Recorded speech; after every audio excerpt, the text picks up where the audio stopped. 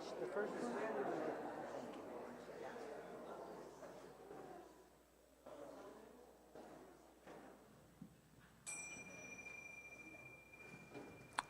Good morning.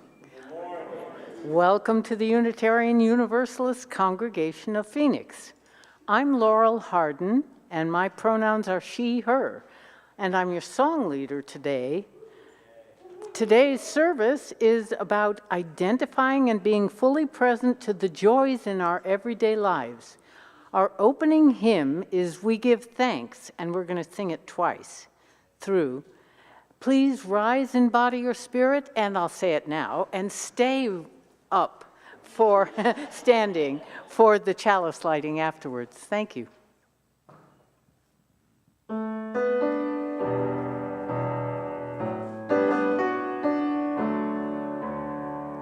Oh, we give thanks for this precious day, for all gathered here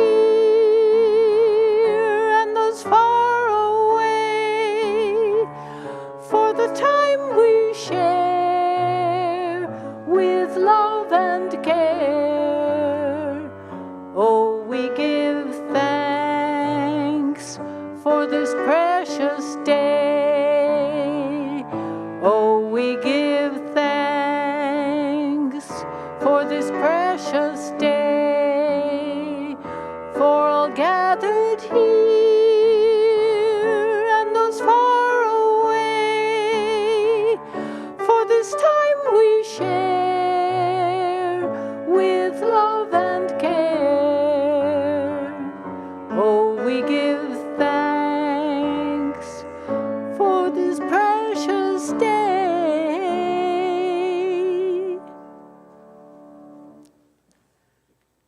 Good morning. Good morning.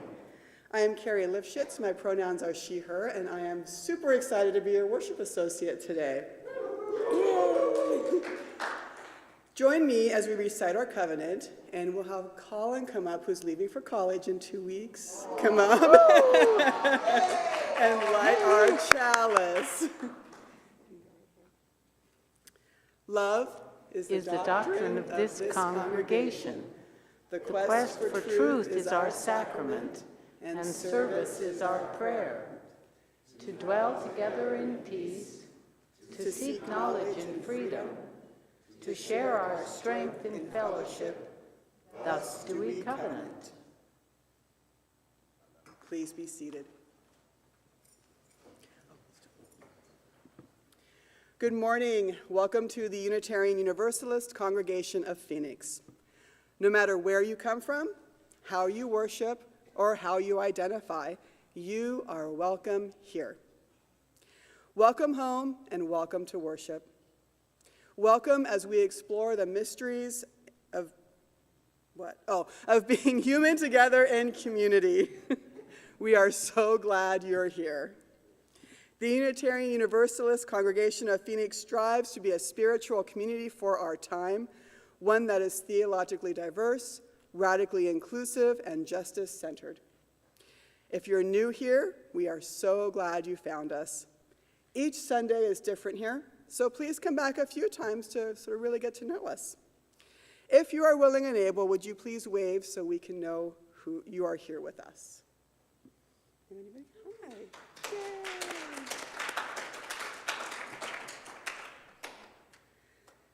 And now let us draw deeper into the present moment and into our worship.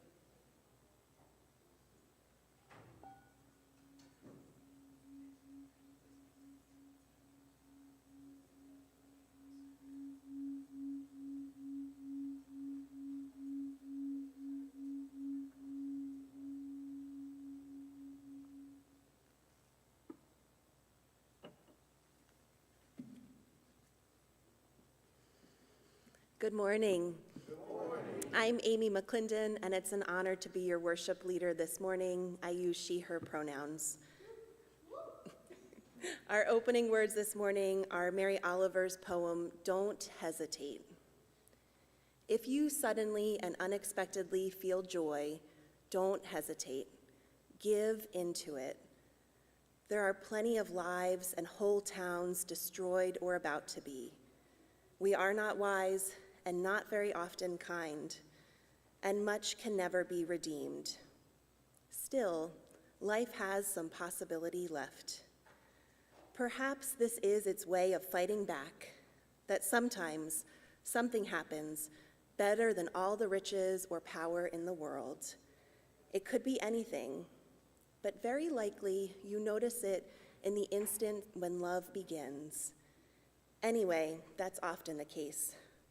Anyway, whatever it is, don't be afraid of its plenty. Joy is not made to be a crumb. I now invite anyone who would like to come forward for Together Time.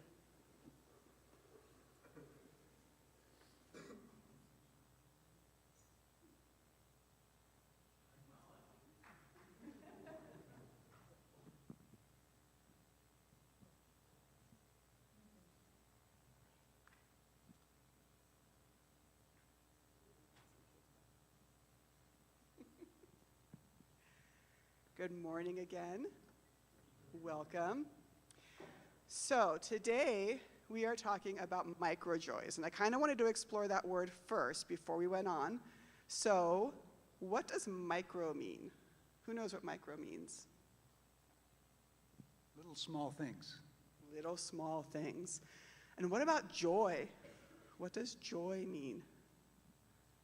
Who can define joy? Carrie, you should know that.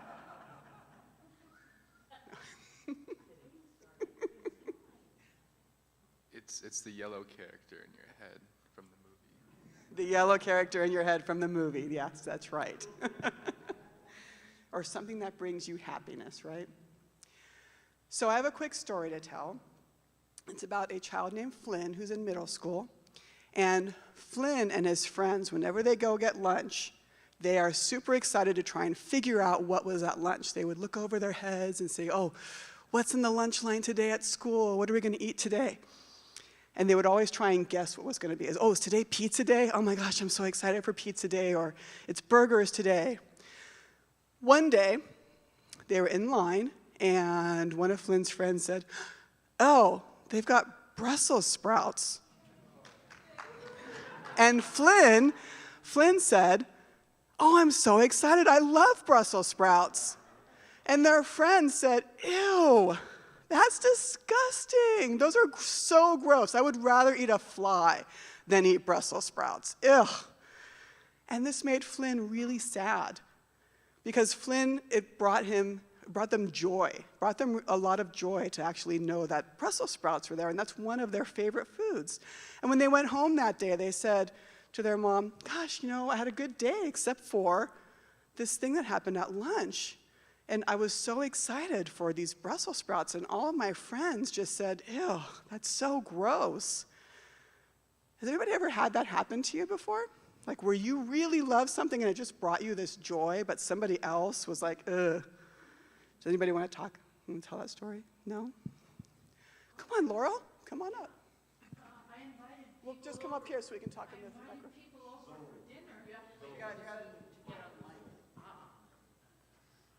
I had people over for dinner and I served beets, and those were just the best sweet beets out of my garden. And one guy said, oh, I can't eat those. They taste like poop. Has anybody else had that happen before? I can tell you that happens to me because I love Halloween. It's one of my favorite holidays. And so when the decorations start to come out, it brings me this joy to see them, but I know that there's a whole other group of people that are like, it is too early for Halloween decorations. Why are these out yet? Ugh, I can't stand this. Does anybody else have any stories like that?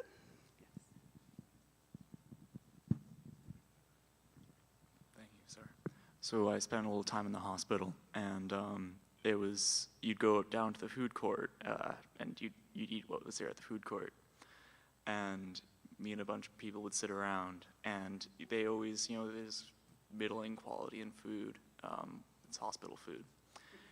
But, you'd be very, very happy when someone had like a spare piece of bread or a spare piece of meat that that they didn't want to have because there weren't any seconds. They're like, you get your food, you sit down.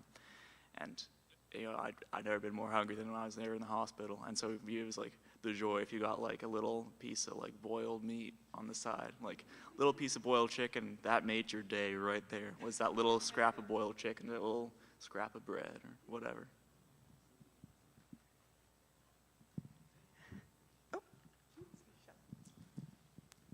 I love the Phoenix summer. I wait all year long for summer to come. Summer and then waiting for summer are the two seasons I have. And people complain so much about the heat and they're so miserable and they're whining, and I could do 115 10 months out of the year. That's a good one. Yep. So does anybody know what that's called when people do that? Does anybody know one of the terms that we use here? Yucking someone's yum. When someone's really excited about something and someone else says, ugh, yuck, I don't like that. How do you think that Flynn's friends could have responded differently so that they wouldn't have taken the joy away from Flynn? I'm so happy for you. Yeah. You can have my serving. That's right. Maybe, well, they're not my favorite food, but I'm really glad that you're excited about lunch today, right? So I think that maybe we should focus on trying to enjoy and embrace people's microjoys and not yucking them just because you might not find the same joy. Okay? Thank you all for joining me today.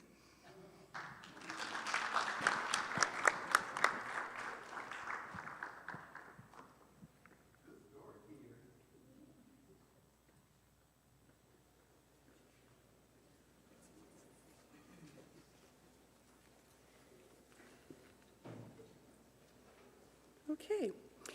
Each week, we split our offering between this congregation and an organization that shares our values. Our Share the Plate partner for July is the Maryland School Music Program, and I'd like to invite Kathy Kim, who has a long history with the Maryland School, up to tell us more about this special place.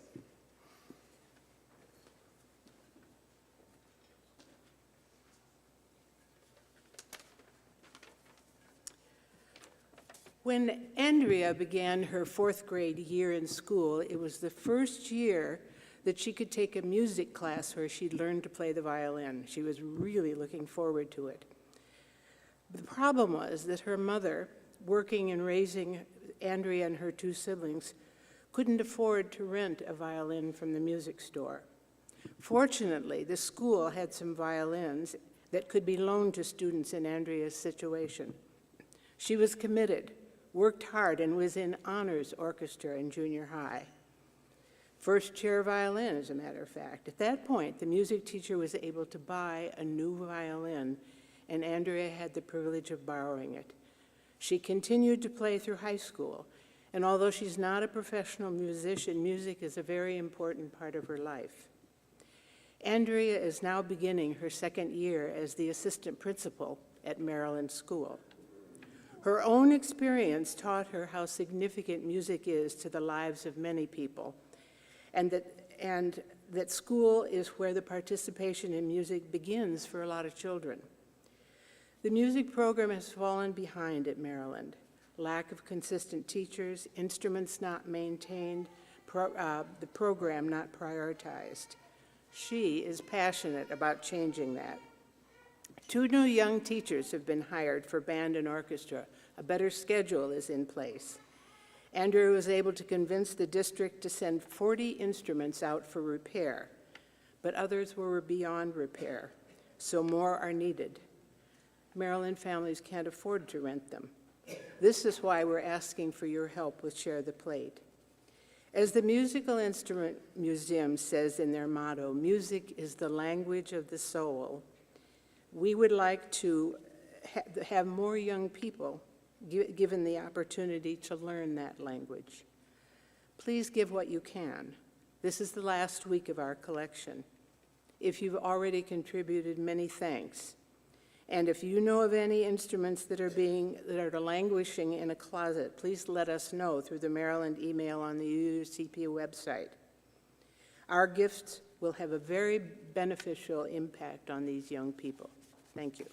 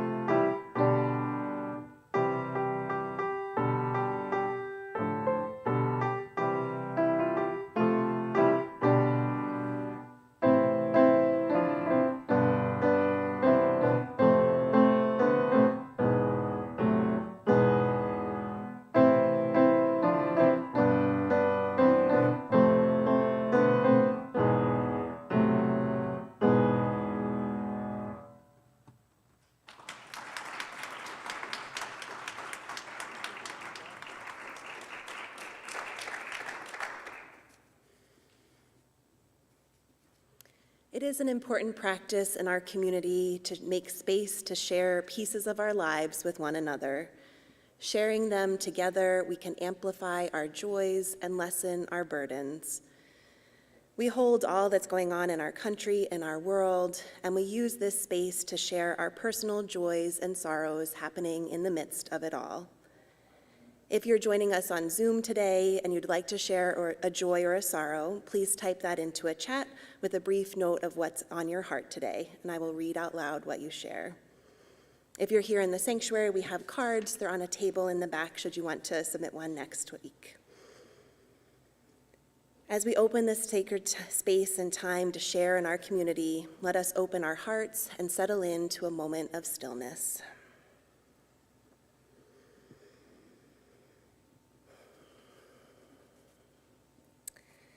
We are holding family members in our hearts today. Darren asks for your thoughts and prayers for his sister who has been diagnosed with brain cancer. We're holding you and your sister in our thoughts. And Sam and Michelle are celebrating the joy that their youngest daughter, Shannon, celebrates her birthday tomorrow. So lots to celebrate and lots to hold in all that we feel. I'll give a moment for any others from Zoom that might be coming in.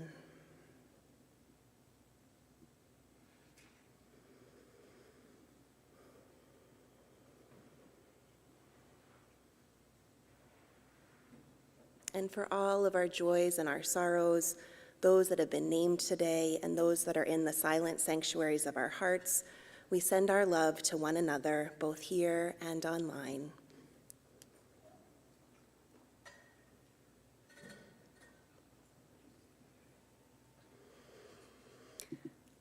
When we are holding so much in our world and in our hearts, it is good to connect with our body and our spirit, taking this time that may be our only time this week to do so. As we soften into the here and now, into a spirit of meditation, I share a meditation today that brings us more deeply into the space of our sanctuary or the space that you're joining us from online. As we talk about being present in our lives, and especially present to joy, I invite you to experience this special place with me. For many of you, today is your umpteenth time walking in those doors and settling into these chairs, and others of you are here for the very first time. Those of you joining online might be sitting in a seat that you sit in every single day. So I invite you to tap into each of your senses as you're willing and able to take in the space you're in anew. Look around our space here or your space at home. Seek a little detail you haven't noticed before. Perhaps it's the folds in the fabric around our chalice. Maybe it's the microphones hanging from our ceiling that amplify the talent of our musicians. What colors do you see in our carpet? What are you curious about? The unusual curved shape of our space? The source of our ever-changing artwork? What's something you haven't noticed before?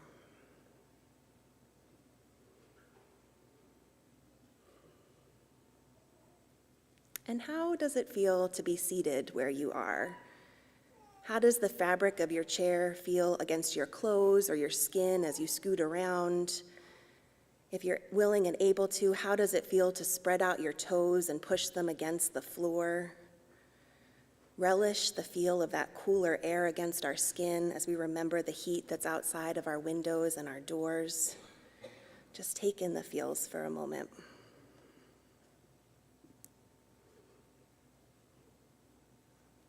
Now, what do you smell? Maybe your hands smell from the last time you washed them. Maybe a neighbor has on some perfume or cologne. If you're joining from home, do you smell the lingering sense of your breakfast? What does that smell remind you of?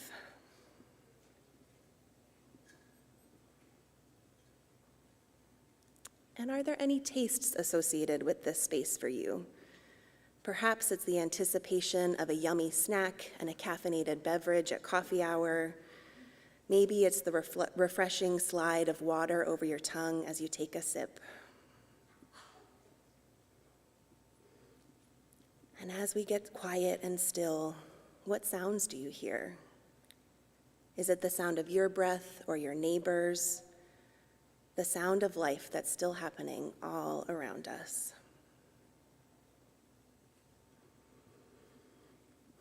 Now let us settle in and be with our senses for a moment longer, taking a few deep breaths, closing your eyes if you'd like, and just being present to this space of sanctuary.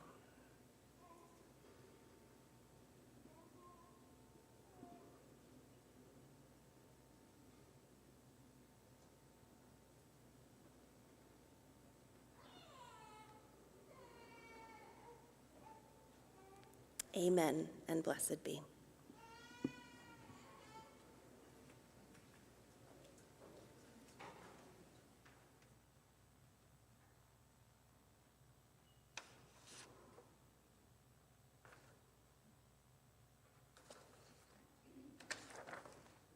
Good morning.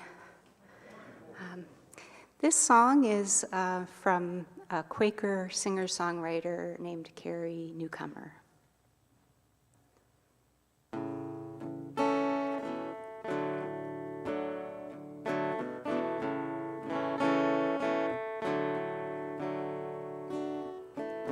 Holy is the dish and drain, the soap and sink, the cup and plate, warm wool socks and cold white tile, shower heads and good dry towels, and frying eggs, they sound like songs, with bits of salt measured in my palm. It's all a part of a sacrament, as holy as the day is spent.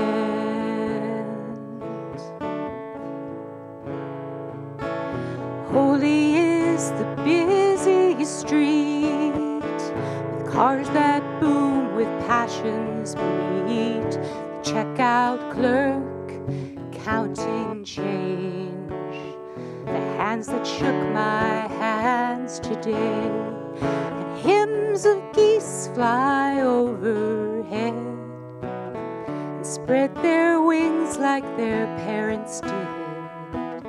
Blessed be the dog that runs in her sleep to chase some wild, elusive thing.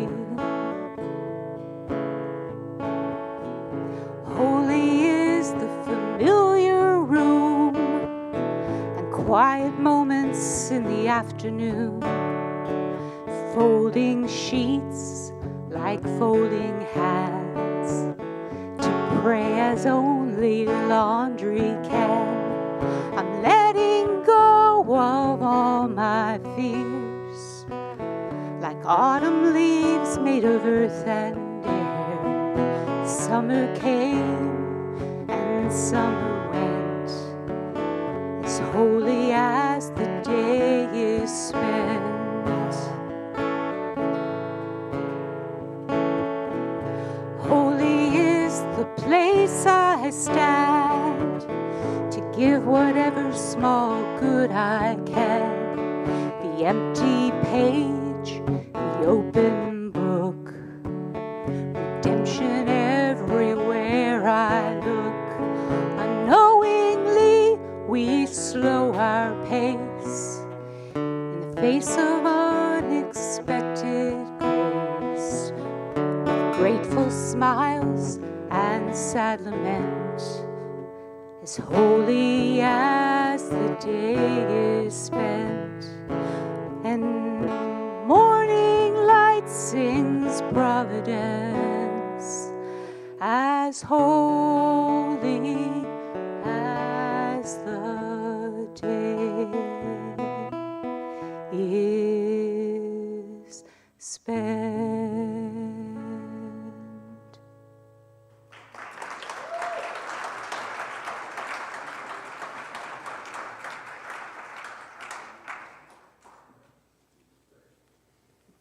That was beautiful. Thank you, Donna and John. So you may or may not know, I enjoy a good spreadsheet. It's true. If I can organize something into a spreadsheet, I'll do it. Food for a camping trip, college visits, vacations, you name it. I'll get it in a spreadsheet. So when I was recently elected to be the president of the board for the parent and teacher organization of my kids' high school, I was a little overwhelmed and stressed by this position, so I started organizing. Board members and contacts, spreadsheet. Calendar for the new year, spreadsheet. My first big task was to order spirit gear for everyone going through registration last week. So I got pictures of each design that we had, and I put it in a spreadsheet, and I got all the sizes and all the numbers that we needed all organized, and I sent it off to the company. The next day, I got an email from my contact that read, and I'm quoting here, "Hi, Carrie. Good morning, and thank you for a very usable Google Docs spreadsheet." My day was made. That's all it took. I started thinking about why that made me so happy. It was such a small comment, but it really brightened my day. We all have experience with big joys in our lives, getting a good grade in a class that maybe you really struggled with and really worked hard in, watching your kids graduate, celebrating a birthday or another milestone, laughing so hard that your stomach hurts. Sometimes it seems like there is a requirement surrounding big joys.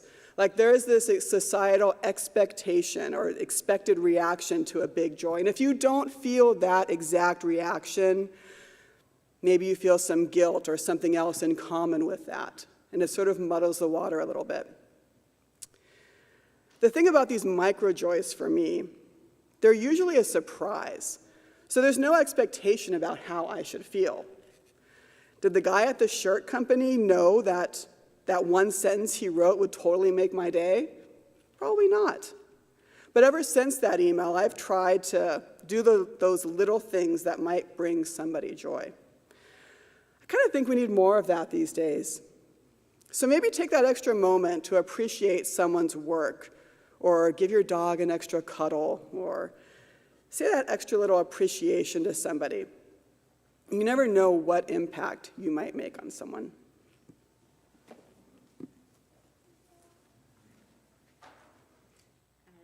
And now let's rise as you are able, and we'll sing Peace Like a River. The words will be up on the screen.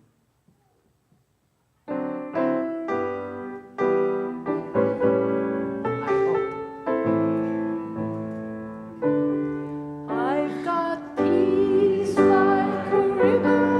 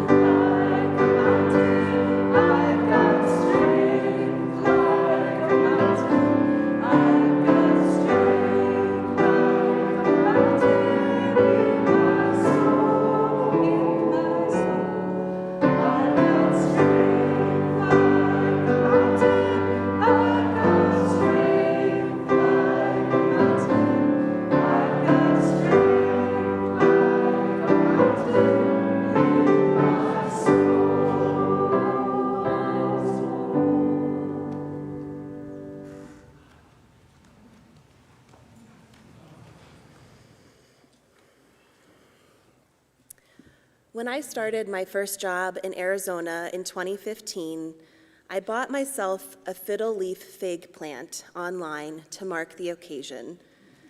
It arrived in a small box, soil scattered everywhere, and less than a foot tall.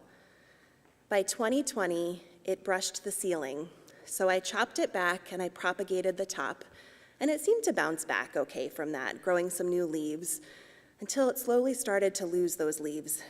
I began to worry that it wasn't going to make it.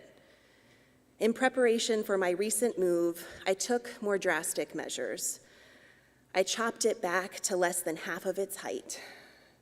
I wedged the giant pot with what looked like a dead stick in it onto the floor of my car, and I drove it across town to its new home. A new home that I'm sharing with my partner and his kid. A new home that marks a big and exciting and sometimes overwhelming new chapter. I honestly wasn't sure my fig stick was going to make it. But within a week of moving in, tiny green specks started appearing on its trunk. Since then, it's been rapidly unfurling new leaves in what appears to be a cluster of 6 new branches. My partner and I have been tracking and photographing these leaves, as you can see behind me, and it's been a source of great joy and excitement in our home. This plant has marked multiple new beginnings, and I take its flourishing as a good sign of all that's to come in this new chapter. It turns out that what we've been experiencing is called a microjoy. Throughout this sermon, I'll borrow heavily from storyteller and community builder Cindy Spiegel, who wrote a book called Microjoys, which she subtitled, "Finding Hope, Especially When Life is Not Okay." She describes microjoys as accessible, everyday moments of joy that are accessible to all of us, regardless of our circumstances. I love that. Easily accessible, available to all, and even during times when life doesn't feel okay. She wrote her book during a year of great personal loss on the backdrop of the early stages of the pandemic, sharing that, quote, "During this time, the bare minimum that I could manage was to identify momentary insights and beauty in daily occurrences as I noticed them. But I could not reach for anything larger or further than that. Regardless of what life may toss our way, in the midst of busyness, microjoys grant us permission to seek out tiny, beautiful things without guilt or having to stretch to access them. We all deserve such grace," end quote. Her book is a series of essays on these everyday moments of joy and delight in her life, which got me thinking about some of my own. I hope as I share a few of mine that you'll reflect back, maybe even just on this last week or yesterday, and identify a few microjoys of your own. Clean sheets, snail mail, grocery store flowers, just because, golden hour, an unexpected belly laugh, evening swims, sunlight filtering through the windows, hearing a friend's voice on the phone, using my grandpa's coffee mug, a summer salad with fresh peaches and tomatoes. While they're not big things, they're not little either. I've noticed some common threads on my short list: connection with people that I love, reminders of the beauty in our world, and comfort. And they all exist alongside the rest of my life: the leaky shower, the work deadline, the constant hum of my anxiety for our country and our world. It's the both and nature of this world, that two things can be true at the same time, even two things that seem so opposite of one another. We have the remarkable capacity to hold grief and concern and heavy things in our lives while still finding glimmers of joy and peace and connection. Instagram is a place of the both and for me. a place where I can connect with loved ones and learn new perspectives, and also a place where I can get sucked into doom scrolling and overconsumption of the news. During a recent scroll, I came across a post about glimmers, something described as the opposite of triggers. Whereas triggers cue our brains that we are in danger and activate our fight or flight response, glimmers signal to our brains that we are safe and we can relax.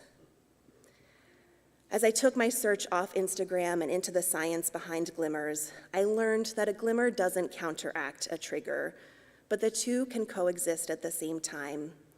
And by paying attention to our glimmers, we can also help to regulate our nervous system.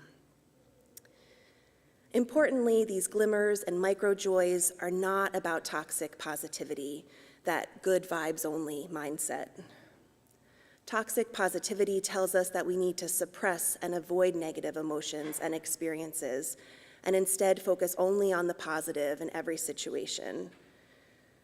As a society, we have a really hard time making space for the negative and the difficult, but that avoidance comes at a cost to our well-being. Microjoys or glimmers allow us that opportunity to experience joy and contentment in the face of it all. They don't take away the hard parts, but they do remind us of the beauty and wonder that can be and are still present even in the hard times. And now seems like a time when we need microjoys more than ever. November is looming large this election year. War is raging in so many places. COVID is surging again. Phoenix had its hottest June on record, and so on and so on. These are all very real, and they're not going to go away by focusing on the pudgy cheeks of a toddler or getting that perfect amount of vanilla creamer in your Earl Grey tea. And you are still worthy of those moments of joy. They're happening all around you, whether you notice them or not. And we have an opportunity to practice our capacity for holding both. Writing this sermon gave me the opportunity to practice finding microjoys, and to me, it seems to boil down to being present, which is so much easier said than done. And despite being inspired by Emerson's sermon earlier this summer, I haven't begun a regular mindfulness practice. Instead, I did try a few of the strategies that Spiegel suggests in her book. I took photos, one photo every day, or almost every day, for the month of June, and I saved them in a special folder on my phone. This exercise encouraged me to pay attention to the things, people, and places that brought a smile to my face. It helps that that month included a trip to the ocean, but my folder also included photos of the sky, of plants, and cozy corners in my home. These photos kept me present in each day, and now they're also a pretty fun time capsule. Spiegel also recommends choosing a place you frequently visit and being present by using all of your senses. Sound familiar? Our meditation today was a practice in being fully present in this sanctuary together. What did you notice that you haven't noticed before?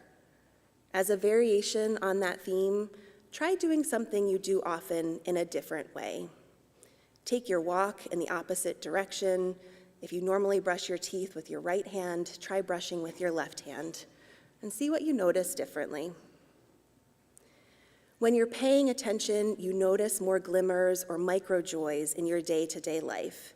And as an added benefit, Spiegel shares that learning how to embrace microjoys affords us the rare opportunity to get to know ourselves and our own version of joy more deeply. She says that consciously identifying and discerning microjoys is a sustainable, revolutionary act of deep wisdom and self-kindness. We have the capacity in any moment to feel the hard stuff and to connect with what brings us joy. A while back, Reverend Christine gave a sermon when she called UUs in our liberal faith tradition, quote, the people who notice. We notice what's happening in our world, and we must notice what's going on if we want to make change and work toward justice. At the same time, we must also notice what brings us joy if we want to create more of it, if we want to soothe our nervous system and sustain ourselves through the inevitable hard stuff that's always happening right alongside it. You deserve it, and I hope that you find moments of microjoys and glimmers that sustain you throughout this week and beyond. I know it's one of my great joys to be here in community with all of you. May it be so.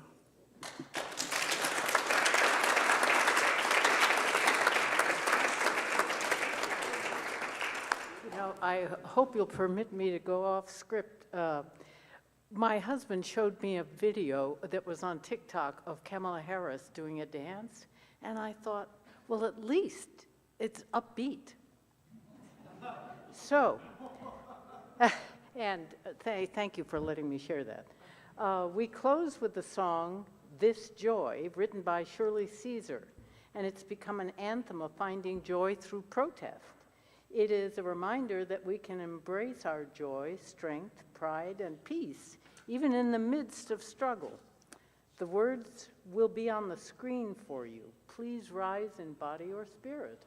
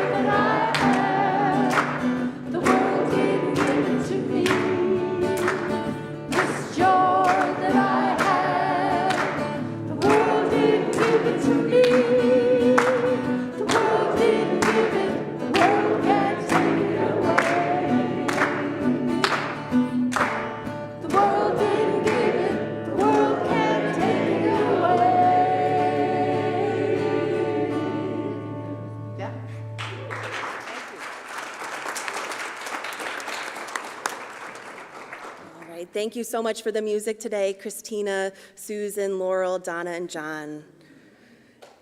Yes, one more round of applause. Thank you. As we close out our service, we remind you to reach out to someone new or someone you haven't seen in a while. Our exploration hour activities for children and adults start at noon. You'll see them on the screen behind me. And please enjoy coffee hour in the Johnson Room. You can enter just through these doors through the patio. For our closing words, I offer this quote from Cheryl Strayed. "There is a sunrise and a sunset every day. You can choose to be there for it. You can put yourself in the way of beauty." May you put yourself in the way of joy, beauty, and love, and may you be present to it all. Go in peace. Go in love.